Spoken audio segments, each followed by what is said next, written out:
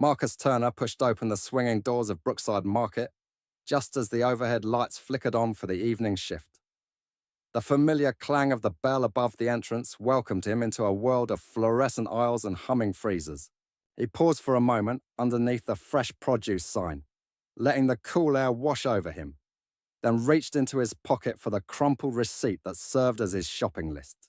It was nothing extravagant: milk, eggs, whole grain bread, a bag of coffee beans, items any 28-year-old might pick up on a routine Wednesday night. To anyone watching, he looked like just another customer. A lean man in dark jeans and a well-worn leather jacket, his hoodie pulled up against a slight chill that lingered in the coastal air. He weaved between stacked pallets of canned soup and rows of artisan cheeses, greeting the night manager, Mrs. Delgado, with a friendly nod as she restocked a shelf of imported crackers. He murmured his usual evening, and she offered back a tired smile without prying into his life, an exchange as ordinary and unremarkable as the groceries he placed in his cart. The store lights reflected off his polished sneakers, the scuffed leather quietly betraying countless walks through these same aisles. He lingered over the rows of olive oil bottles, his fingertips brushing the smooth glass as he weighed the merits of Italian extra virgin versus a local organic blend. He settled on the larger, sturdier bottle, the price difference negligible compared to the ease it would bring to his morning routine. Marcus's mind drifted as he strolled past the bakery section, inhaling the scent of warm brioche and cinnamon rolls. He remembered mornings spent elbow-deep in spreadsheets, orchestrating complex investments and charitable contributions far out of reach for anyone but a select few. Yet here, among the humble loaves and sugar-dusted pastries, his life felt momentarily ordinary. He reached for a loaf of seeded sourdough, pressing it gently to test its density, and smiled faintly at the simplicity of it all. He rounded the corner into the dairy aisle, where the bright LED lights glinted off rows of yogurt cups and butter tubs. He squinted at fat content percentages, considering the lighter option before returning to the full cream for richer flavor. Every decision felt deliberate yet mundane, a choreography perfected over months of weekly visits. Marcus prided himself on these small rituals, each trip an anchor in days otherwise filled with phone calls from banks, meetings with financial advisors, and whispered requests from distant relatives seeking favors. Tonight, he cherished the normalcy, the soft squeak of the cartwheels against the polished floor, the low hum of refrigeration units at the end of each aisle. As he neared the self-checkout machines, he riffled through his wallet and produced a loyalty card, the plastic edges smoothed by months of handling. He scanned it out of habit, never thinking it would reveal more than the points he'd accrued. He placed his items on the conveyor belt. First the olive oil, then the bread, the carton of eggs, finally the bag of coffee beans. Each beep of the scanner echoed in his chest like a heartbeat. The total appeared on the small screen, a modest sum that would fit comfortably within his personal budget. He paused to collect coupons and smiles from the attendant, who offered them, then swiped his credit card, completely unaware of the hidden camera mounted discreetly above the machine. Marcus glanced at his watch, an unassuming timepiece with a leather strap, one that disguised the sophisticated smartwatch beneath. He tapped the leather clasp, acknowledging that he had exactly enough time to return home, grind fresh beans, and settle into the quiet of his study before the evening's calls began. He snagged the paper bags, lifting them easily despite the weight of life's larger burdens pressing on him elsewhere. With a final check, to ensure he hadn't forgotten a single item, Ian nudged the cart aside, gave the attendant a polite nod, and pushed through the exit into the soft glow of the parking lot lights, never suspecting that the next moment of his ordinary errand would become anything but. Marcus wheeled his cart toward the new self-checkout station, its sleek black surface and glowing icons promising a faster exit from the store. He nodded to the attendant standing nearby, a young woman with tired eyes who offered a polite smile. As he approached the scanner, he slipped his loyalty card from his wallet and held it beneath the plastic arch out of habit. The machine whirred almost imperceptibly, and for a heartbeat the screen blinked before displaying a welcome message that seemed ordinary, until his name appeared alongside it in crisp, bold lettering. Underneath his name, however, A line of text glowed in stark contrast. Estimated net worth, followed by a figure so large it flickered like a mirage against the glossy display. His fingers froze over the handle of a bottle of olive oil. He looked up at the screen, disbelief sharpening the edges of his vision. A bead of sweat traced a cool path down his temple. Though the air around him remained cool and still, the attendant shifted her weight and stepped back, phone half concealed in her hand. Her lips parted as if she were about to speak, but no sound came. Around him, other shoppers paused mid-step, their eyes drawn to the luminescent numbers that no customer had ever expected to find on a grocery checkout. He placed the olive oil on the scanner, forcing himself to breathe in measured drafts despite the tightening knot in his chest. The beep that greeted the bottle sounded like a hammer blow in his ears. He fumbled for his sourdough loaf next, the familiar crust cool to the touch, yet every sensation felt amplified by the knowledge that his deepest secret was now laid bare before an audience of strangers. The attendant's unwitting betrayal stood between them, her fingertips lingering on the custom interface that had revealed more than a simple loyalty balance. He imagined the camera lens tucked above the screen, its invisible gaze capturing every angle of his face, his shock, his anger, his vulnerability. He scanned the rest of his items in a blur, eggs nestled in a plastic carton, coffee beans sealed in a heavy bag whose aroma seemed muted by tension. Each item triggered a beep that mocked his calm. He dropped them into the paper bags with trembling hands, scanning discount coupons and loyalty points, as though performing a ritual to cleanse himself of the indignity. Throughout it all, the bright display continued to project that singular, damning statistic. The worth he had amassed through years of careful investments, hidden generously behind the unremarkable mask of everyday errands. When the total price finally appeared, Marcus's heart had settled into a slow, uneven rhythm. He swiped his card, the chip reader's soft click of punctuation to the surreal tableau. Yet rather than relief, he felt a hollow ache. His reflection stared back at him from the glossy screen, eyes rimmed with frustration. The attendant reached for his payment slip, her hand shaking just enough for him to notice. She averted her gaze as she handed him a small stack of receipts and a handful of coupons, her expression apologetic yet unable to mask a flicker of exhilaration at the unexpected headline she had witnessed. He gathered his bags, each one now a symbol of invasion rather than nourishment. Shoppers edged around him, offering curt nods or whispered condolences, their curiosity glittering in the air like motes of dust illuminated by a single shaft of light. He forced a smile, bowed his head in thanks, and wheeled the cart toward the exit. The automatic doors closed behind him with a soft whoosh, sealing him off from the store's buzzing aisles. Yet for Marcus, the cavern of privacy he once inhabited had already been breached. The camera's unblinking eye had recorded more than his face that evening. It had captured the fragile veneer of anonymity he had grown to depend upon. Outside, the twilight sky stretched wide and indifferent. He paused beneath the parking lot lights, inhaling the cool air, as if to reclaim a piece of the world that still felt his own. The hum of distant traffic droned in the background, a lullaby of normalcy he longed to believe in. He tightened his grip on the plastic bags, steeling himself against the knowledge that any semblance of an ordinary errand had dissolved in that cruel fluorescent glow. With steady steps, he made his way to his car. Each crunch of gravel beneath his shoes, a reminder that the simple act of shopping would never feel the same again.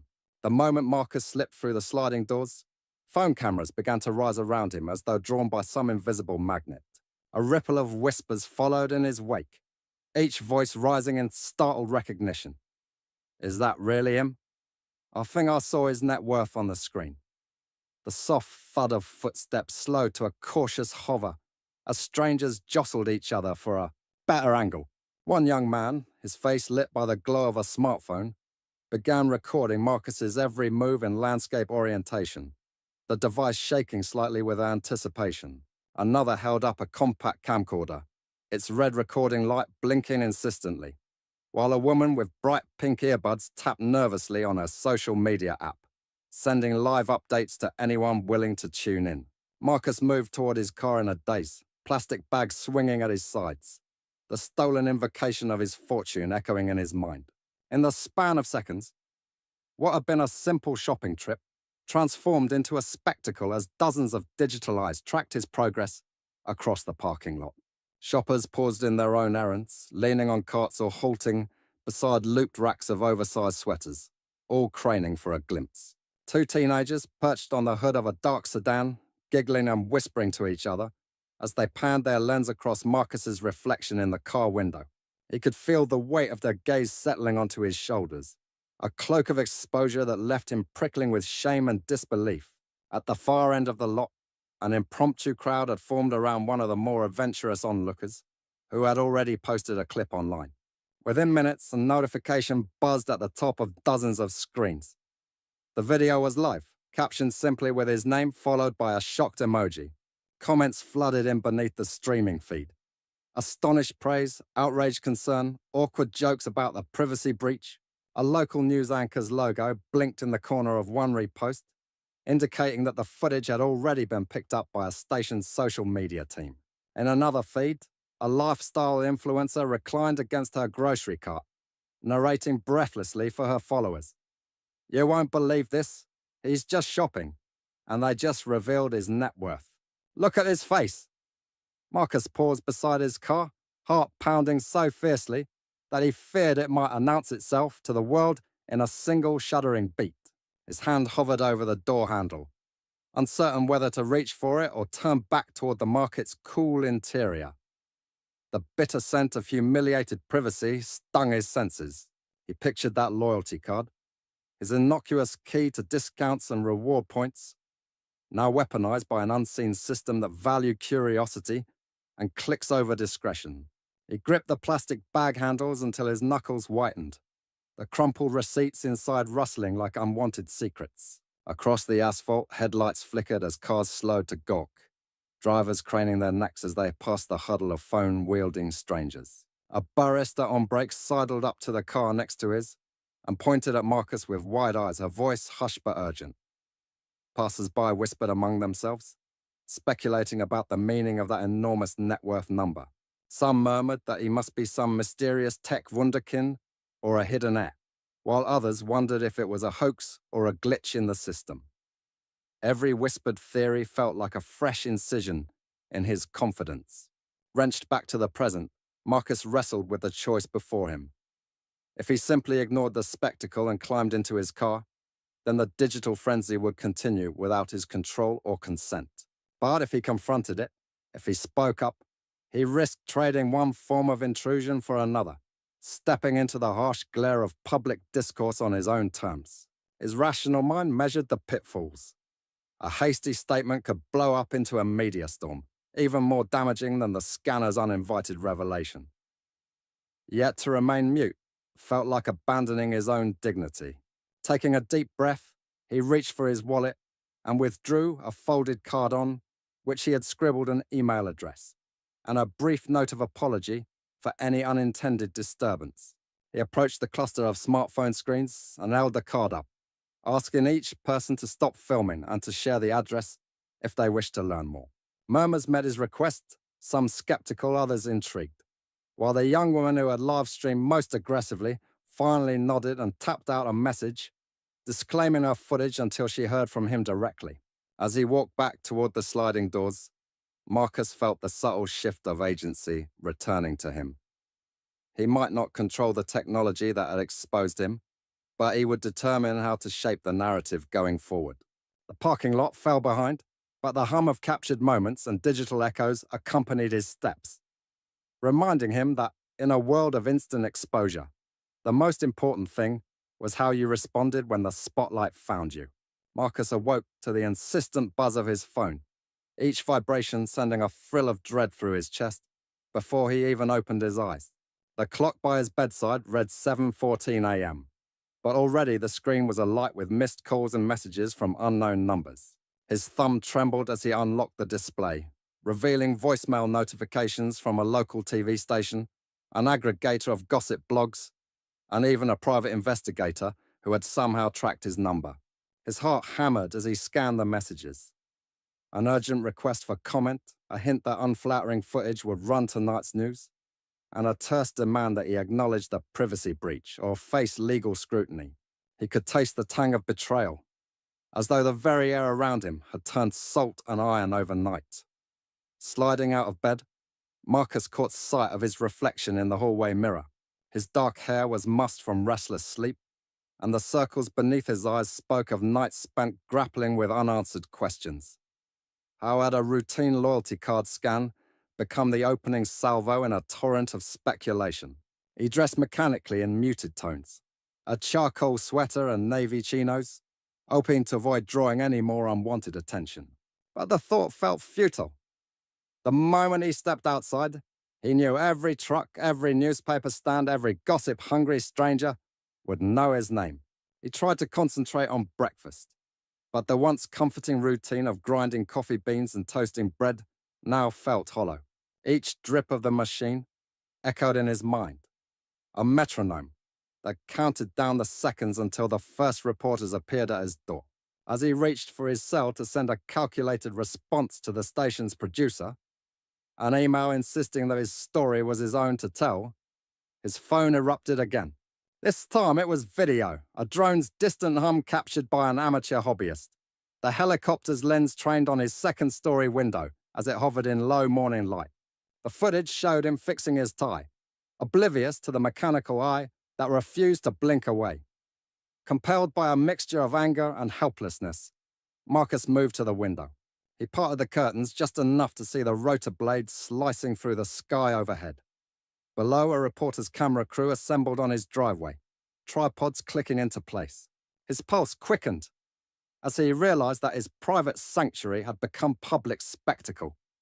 He pressed his palms against the cool glass, a boundary between his life and the world beyond, as insubstantial as mist. The doorbell rang before he could fully gather himself. He exhaled and moved to answer it, steeling his features into a calm expression. On the porch stood a young reporter, microphone in hand, press badge glinting, flanked by a cameraman peering through a shoulder-mounted lens. They offered practiced smiles, but Marcus could see the edge of triumph in their eyes. He greeted them politely, voice measured, and invited them inside, determined to maintain control even as his privacy slipped through his fingers. Their questions came rapid fire. Do you realize your net worth was displayed for the entire store to see? How do you feel about the data company revealing your personal information? Will you be pursuing legal action? Marcus chose his words, carefully emphasizing the need for stronger regulations and personal dignity, while refusing to let the conversation devolve into spectacle. He spoke with quiet authority, his measured rebuttal serving as a shield against the invasive gaze trained on him. After they departed, the house felt emptier than before. Each echo of their departure seemed to reverberate in the halls. Marcus sank onto the living room sofa and ran a hand through his hair, exhausted not by the questions themselves, but by the relentless churn of public curiosity. The scanner's unblinking display had torn open a breach in his anonymity, and now his world felt like a glass box under constant inspection. As the morning sun shifted, casting long shadows across the carpet, he realized that this invasion would not simply fade away. He would have to confront it directly, reclaim his narrative, protect his privacy, and redefine what it meant to be wealthy in a society that viewed every detail as content. And he would have to do it on his own terms, before the next wave of headlines crashed over him. Late that afternoon, Marcus retreated to the sanctuary of his home office, a quiet room lined with shelves of leather-bound ledgers and framed charitable thank you letters. He closed the door behind him and let out a slow breath, the clicking of the doorknob echoing like a punctuation mark between the world outside and the one he had built for himself. The muffled hum of distant traffic fell away, replaced by the gentle scratch of his pen as he shifted a stack of documents to one side of his mahogany desk. Each paper represented a facet of his life few knew existed. Scholarship endowments in underfunded communities, grants for medical research, emergency relief funds for families struck by hardship. Here lay his true labor, hidden from the glare of tabloids and social media feeds. He leaned back in his high-back chair and let his eyes wander over the room. A framed photograph caught his gaze. A group of young students beaming at the camera, each holding a diploma made possible by a foundation he had quietly funded. He remembered the day he received their letters, handwritten notes brimming with hope and gratitude, and how he had felt his heart swell with purpose. That purpose now pulsed through him as he contemplated how the world would perceive him after the grocery scanner incident. Had he amassed wealth for self-indulgence, or had he in fact used it to lift others? The question burned brighter than any headline. Without hesitation, he opened his laptop and navigated to the draft of a personal manifesto he had begun months earlier but never published. The words he had written then came flooding back. A fortune is a responsibility. Anonymity can be a shield, but also a barrier to true connection. He read each sentence aloud to himself in the hush of the room, the cadence reassuring him that his convictions were sound. He revised a paragraph about transparency and trust, then paused to consider the irony that the scanner's glitch had forced him into openness before he was ready. His phone buzzed in his pocket, a reminder of a scheduled video call with the board of his family's charitable trust. He silenced the alert, opting to draft an email instead. He outlined his intention to launch a public initiative that would grant small business owners the resources to secure customer data and protect privacy. He proposed a matching grant for any grocer who adopted stronger safeguards. He signed off with a promise to lead by example and to allocate a significant portion of his own assets to the cause. As he hit send, he felt a measure of calm return, a sense that he was once again steering his own story. Marcus gathered his coat and stepped out into the crisp evening air, his reflection passing through the window of his front door, like a silent witness. Instead of retreating further, he headed down the block to a community center where a meeting of local business owners was in session. Word of his proposed privacy fund had already spread, and as he entered the room, he was met not with incredulous stares, but with nods of welcome. Shopkeepers from corner delis and family-run bakeries offered firm handshakes. They spoke of outdated point-of-sale systems, of fear that customer loyalty programs came at too high a cost to trust. He listened, genuinely absorbing their concerns, and took out a worn notebook to jot down their names and the upgrades they needed most. He answered questions about application deadlines, eligibility criteria, and the long-term vision for data protection. The evening stretched on, and with each conversation, his earlier anger at the invasive technology softened into determination to empower others. When the last attendee rose to leave, one elderly grocer approached and rested a weathered hand on Marcus's arm. "Thank you for caring," he said quietly. "Not everyone in your position would do this." Walking home under the glow of street lamps, Marcus allowed himself to feel the weight of those words. He reflected on the contrast between the scanner that had exposed him without consent and the initiative he was building now, rooted in choice, collaboration, and respect. He realized that true worth could not be distilled into a number flashing on a screen, but was measured by the impact one made on the lives of others. By the time he reached his front door, the tension that had gripped him since the grocery aisle had eased. He stepped inside, knowing that the journey ahead would demand courage and resilience, but also that he had reclaimed his narrative, and with it, the chance to transform a moment of profound violation into a legacy of positive change. Marcus stepped onto the asphalt of the Brookside Market parking lot as cameras swiveled on tripods and microphones clustered in front of him like expectant flowers. The late afternoon sun slanted low in the sky, casting long shadows across the rows of shopping carts and punctuating the buzz of fan-cooled air conditioners with a warm glow. Reporters jostled for position, their notepads rustling and cameras clicking, but in that moment Marcus felt a calm resolve rising within him. He had rehearsed this moment in his mind 100 times, yet now that it had arrived, it felt both inevitable and entirely new. He raised a hand to quiet the crowd, and the chatter of voices sank into a respectful hush. Beneath his tailored blazer and crisp shirt, he sensed the weight of every startled gaze he had encountered since the scanner's unblinking reveal. Here, on the very ground that had exposed his fortune without invitation, he reclaimed his story. He spoke with measured warmth, thanking the store manager for granting him this space to address concerns of privacy and dignity. His voice carried across the blacktop, steady and resonant, as he laid bare the principles he held dear.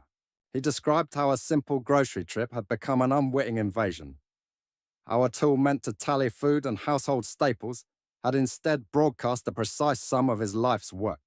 But he moved quickly from recounting personal grievance to outlining a path forward.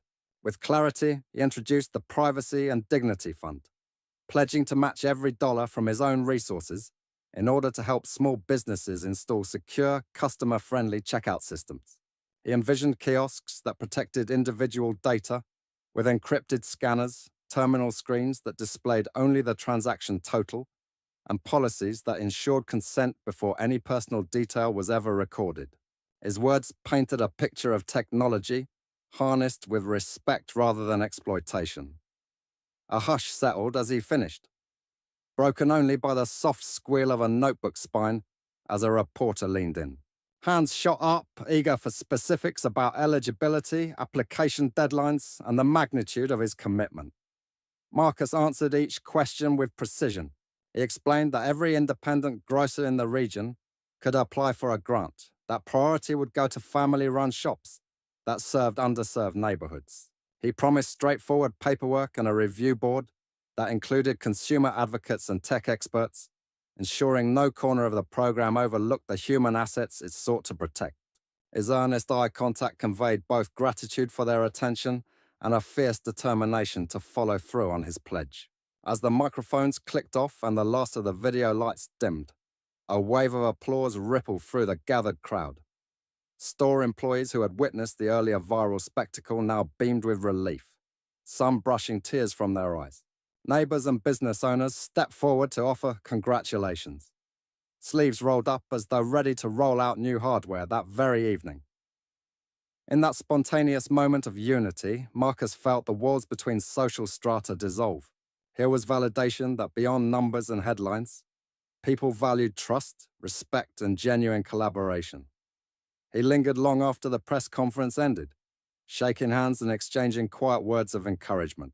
One elderly shopkeeper clasped his shoulder and thanked him for caring about customers who felt wary of every swipe and scan. A group of young tech students from the local community college approached him, eager to volunteer as installation assistants and user experience testers. Marcus welcomed their offer, his gratitude genuine and unguarded. When he finally returned to his car under the fading sky, he carried with him not only the satisfaction of having reclaimed his narrative, but also the promise of meaningful change. The market lights flickered on one by one, each a small beacon of progress.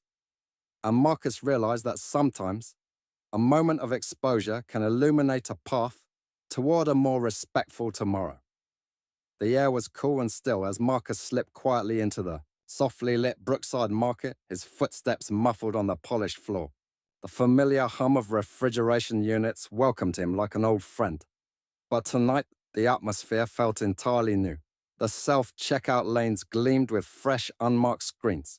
No cameras peering down, no surprise flashes of private data. He picked up a wire basket at the entrance and turned toward the produce section, where jewel-toned bell peppers and perfect apples were displayed in inviting rows. The store's new privacy-first kiosks stood at the far end, their sleek design both unassuming and purposeful, a testament to the changes he had helped bring about. He paused before a bin of ripe avocados, instinctively reaching in to test their firmness. As he lifted them, he remembered the quiet courage it had taken to step into the parking lot months ago and offer a solution instead of retreating in anger. Each new kiosk sprang from that moment of vulnerability. Each encrypted scanner, a promise that ordinary errands would never again expose someone's life to the glare of strangers. He slipped 2 avocados into his basket, nodding to the store manager who stood nearby. She offered a knowing smile and a discreet thumbs up behind the counter, and Marcus felt a swirl of satisfaction at how far they had come together. Moving down the aisle, he gathered a loaf of seeded sourdough and a carton of free-range eggs. The familiar rituals of shopping blended now with a deeper sense of community.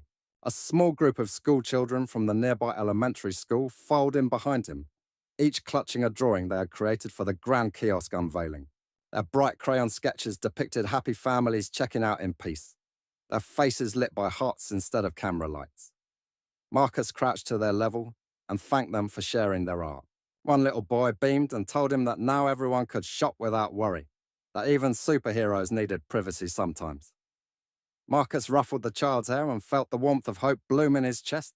At the checkout, he placed his items on the scanning pad and watched as green check marks appeared without ever revealing his name or account details. The total glowed simply in white light, and he tapped his card with ease.